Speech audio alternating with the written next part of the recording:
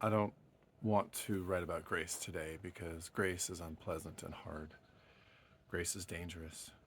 Just thinking about grace makes me afraid and angry. It's so hard to practice that I cannot believe that a whole culture could assume it. Grace is an individual's practice, built on the understanding that you will not receive grace for giving it. Grace is not a currency that returns interest on investment. Give grace to another, you may have pain and loss in return. Grace goes against how we teach each other to be. Our legal system does not have systems for grace, but we're certain that they would be exploited. Bad people would get away because of the grace loophole.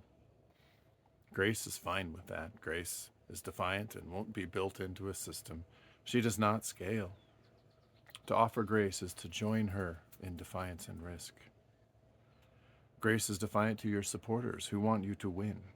She sneers defiance to those who want a story to follow, a model of a path to a happy life. Walking with grace is dangerous to absolutely everything you desire, including justice and safety. In the town nearest my house, on the day of the nationwide anti Trump protest, No Kings 3, a small group of people attended wearing shirts from People's Rights. People's Rights is a right wing organization that has been present in Central Oregon for several years. Their focus seems to be on personal liberty. They're not normally on the side of Democrats and indivisible. I don't know their motivation for showing up and being counted with the anti Trump rally. Perhaps a foreign war crossed their belief in America first.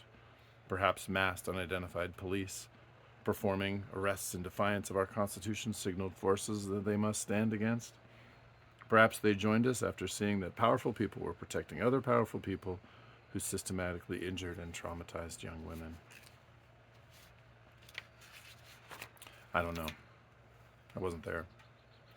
I do know that they were offered snacks and hugs. I understand that they declined both.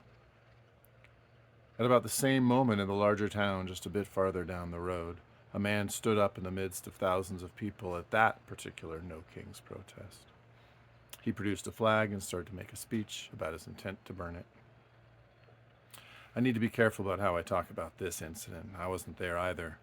The details are very important to how people want it explained, and I don't have certainty of those details today.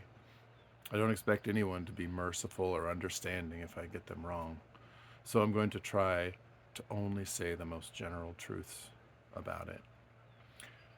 Other protesters did not want him to burn the flag. De-escalators became involved.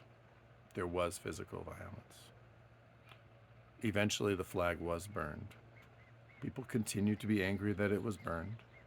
Other people are angry that the flag burner was physically assaulted. I have anger about it. There are systems for me to express that anger, including this internet that you are using to listen to me talk. It's good at transmitting anger, but should I transmit grace?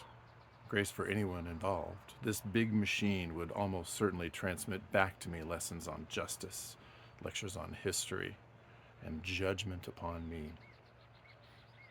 I'm exhausted realizing that for the world to be the world that I dream of, I need to practice more grace than I believe that I can.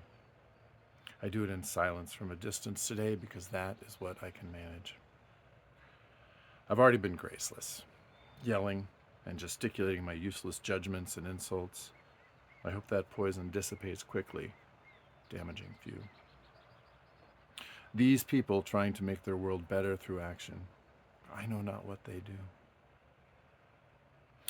I'm told that while dying, Jesus said of those who ground him down, "Forgive them, Father, for they know not what they do." Happy Easter.